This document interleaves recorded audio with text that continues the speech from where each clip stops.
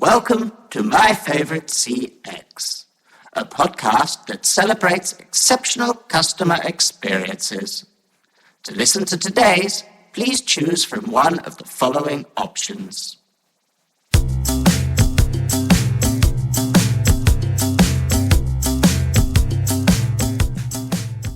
Welcome to My Favorite CX.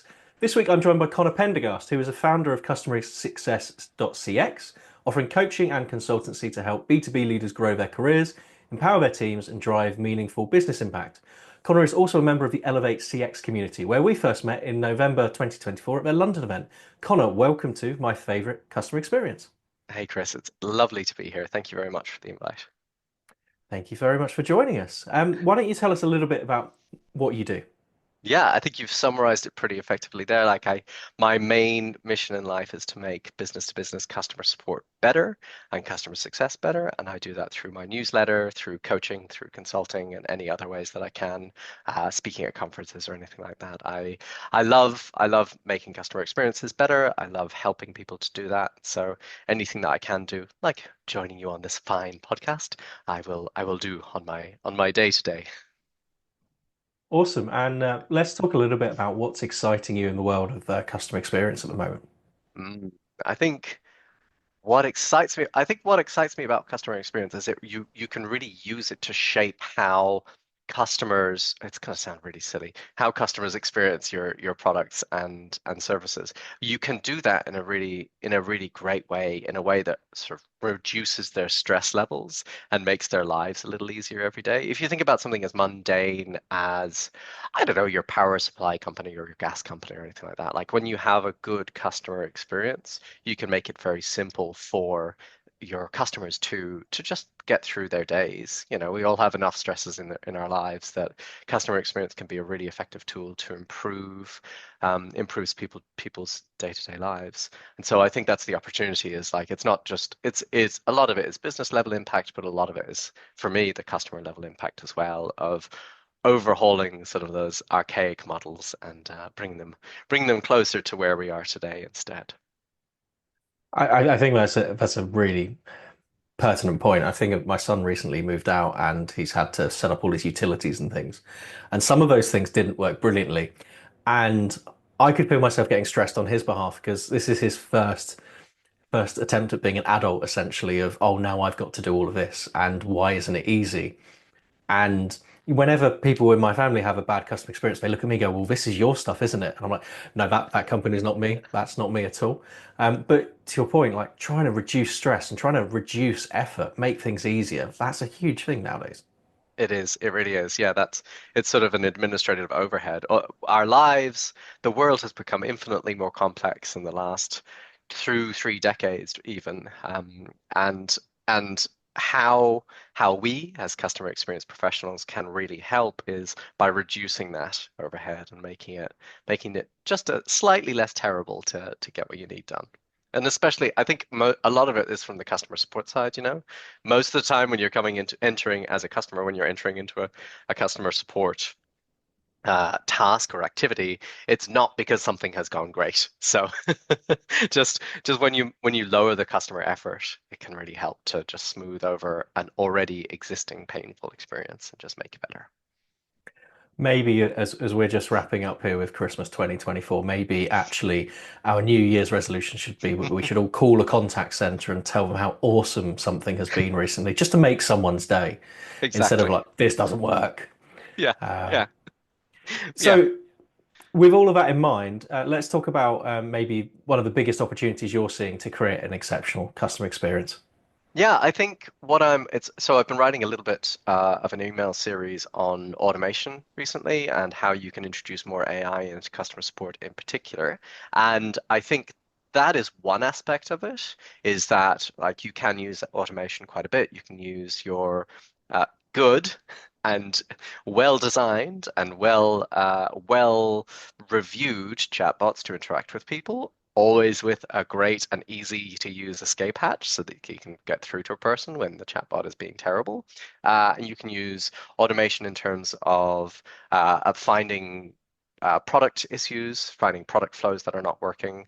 But I think that's a subset of it. But in my mind, it's a bit of one of those like little flips where you say, okay, well, you can automate a lot of stuff, and the purpose of automating a lot of the stuff is to then be relentlessly human in the rest of it, so that the focus of your customer support team, your customer success team's time is not just to automate away all of these customer experiences, is to say, okay, well, let's automate where we can and automate really well, but also flip it and say, and now we can be relentlessly human and enthusiastically human and proactive with all of this time that we now have instead. And it goes into like my sort of bets behind my big bets behind the email series, and my big bets behind basically everything that I'm doing at the moment.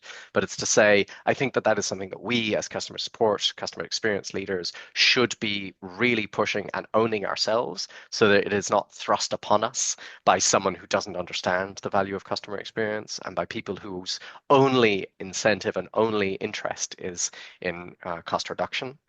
Because I think that's the real big risk, is that we don't take advantage of the opportunities that we have today to automate and therefore be relentlessly human.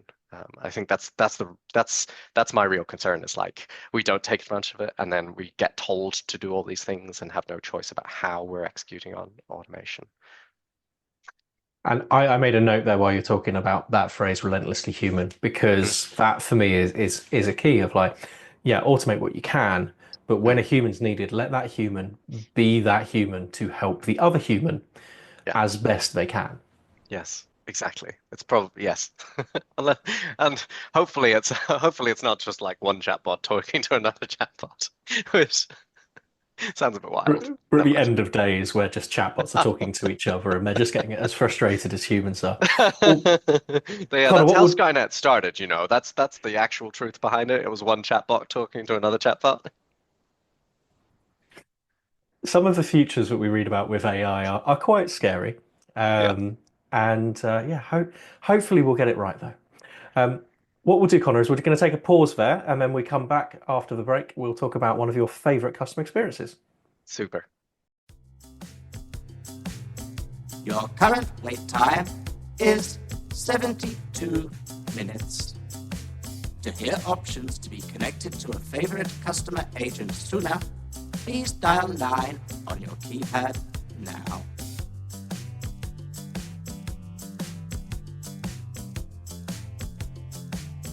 Great hold music. Well, thank you for complimenting the hold music. That is one of my friends, Josh Henry, who can be found on Spotify as the one and only Jay Henry. Little plug for Josh there. Thank you very much.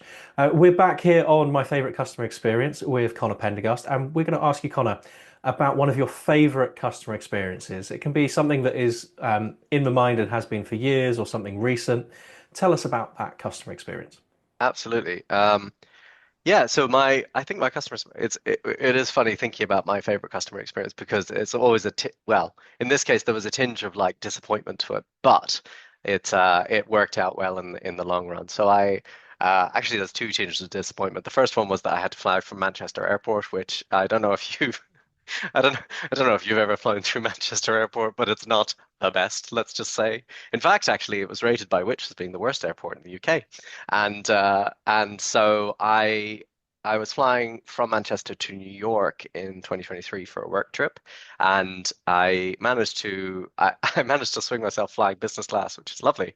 I wasn't paying for it, just to be clear. It was a work trip, and I managed to get that done.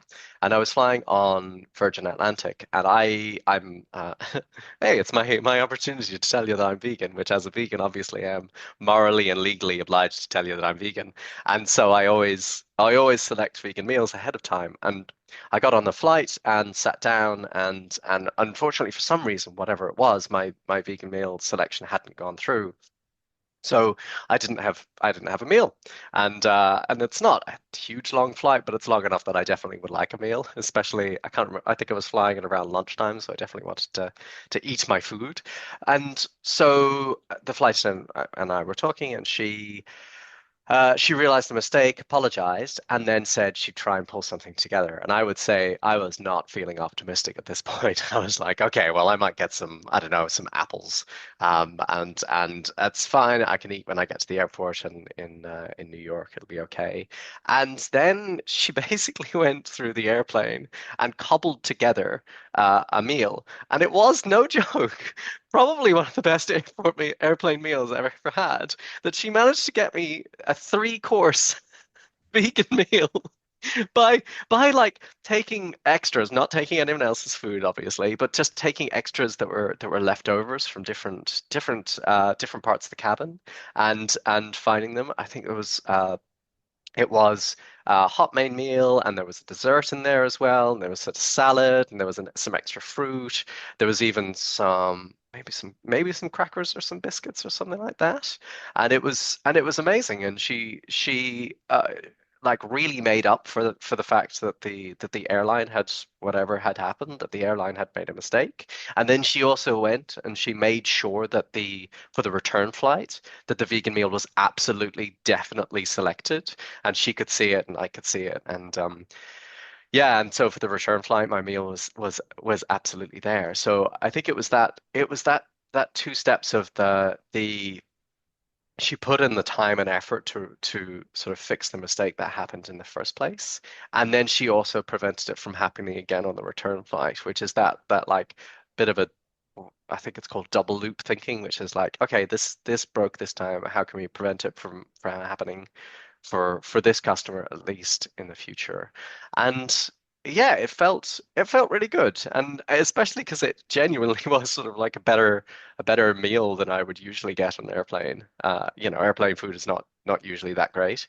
I was, as I said, very lucky to be flying business class, so it's usually better food as well. But this was even better than I've had before. So it was fun. It was nice, and it was a bit of a like a human interaction and human touch on the whole process too. So I guess the question for me is, was it better than the meal on the return flight, which was actually designated your vegan meal? Mm.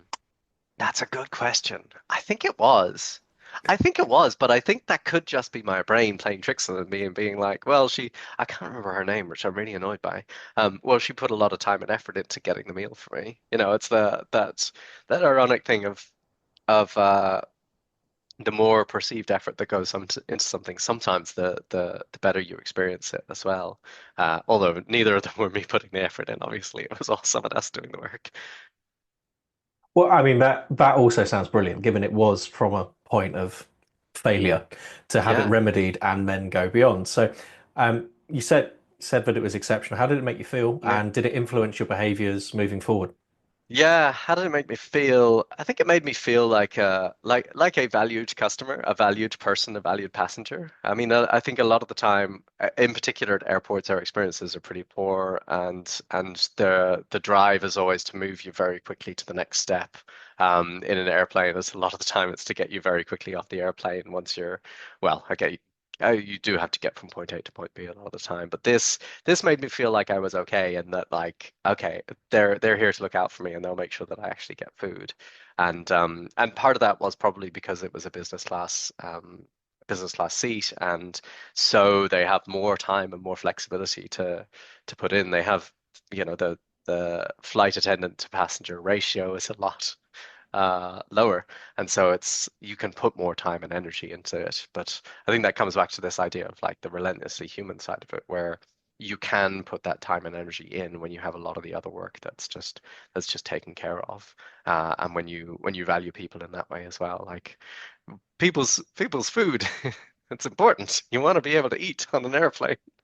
You don't want to be landing into the US after a 7 hour flight, then queuing for border and being No way. hangry. No, exactly. Yeah, that's not the time for me to be hungry. Yeah, I can't remember how long it took me to get through the customs in the US, but it was probably not the fastest route that I've ever gone through. Did it influence my behaviors? Was your other question, I Yes. think. It does. Yeah. It didn't change how little I want to fly through Manchester, which is where I would have to go, but it did make me feel pretty good about Virgin Atlantic as well, and feeling that like, okay, well, cool, they do care, and they will try and fix the mistakes if they're when they do happen, because mistakes happen all the time. Like you can't be in customer experience or customer support or customer success or anything like that and recognize that mistakes don't happen. It's literally like kind of the core of the job to understand that mistakes happen, and how we respond to that is the important part, really, as professionals. Absolutely. And I think that's the thing, giving the humans at the end of that customer experience the autonomy to fix that, because it would have been easy for them to go, well, we'll just give you some points, we'll give you some Yeah, money. How sorry about about more that. G&T? You know, Yeah, that kind of thing. Would you like some just crisps? have A a liquid crisp sufficient. lunch. Yeah. Um, so, Connor, thank you for sharing that. Where can people Yeah. find you if they want to learn more? You mentioned there's an email series you're working on at the moment, a few other things. Yep. So I think the best thing to do is go to customersuccess.cx/newsletter. In fact, if you're listening to this at any point in January 2025, I will be sending one short email every day in of that month, and where I will try and teach you one small thing, one short thing about customer experience, and in particular, I think I'm going to mostly focus on the customer support side of things. And so again, that is at customersuccess.cx/newsletter. And I'll make sure there's a QR code up as we've just said that, so people can scan that. We'll also put it in the show notes, Either and all here that kind of. or maybe It's going to here, be somewhere, somewhere. Whoa, yeah, whoa. be over my face, just Yeah, generally there. right there, Um, right there. Connor, thank you very, very much for joining us, and wishing you well in 2025. And I'm sure we'll talk again soon. Thank you so much, Chris. I really appreciate it. Take care. And thank you very much, everyone, for joining and listening in to my favorite customer experience. Thank you for listening to My Favorite CX. Your listenership is important to us. On your keypad, please press a number between 1 and 5 to rank how much you've enjoyed your experience.